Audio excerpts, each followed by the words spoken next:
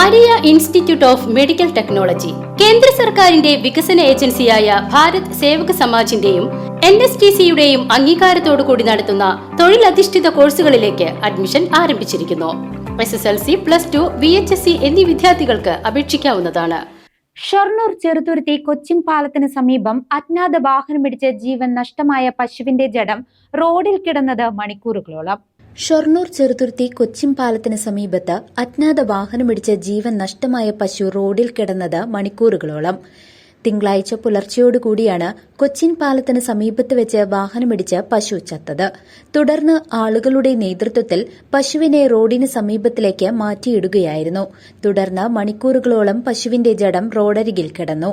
ഉച്ചയോടുകൂടി നഗരസഭ ആരോഗ്യ വിഭാഗമെത്തി JCB ഉപയോഗിച്ചാണ് പശുവിന്റെ ജഡം മറ്റൊരു വാഹനത്തിലേക്ക് കയറ്റി റോഡിൽ നിന്നും നീക്കം ചെയ്തത്.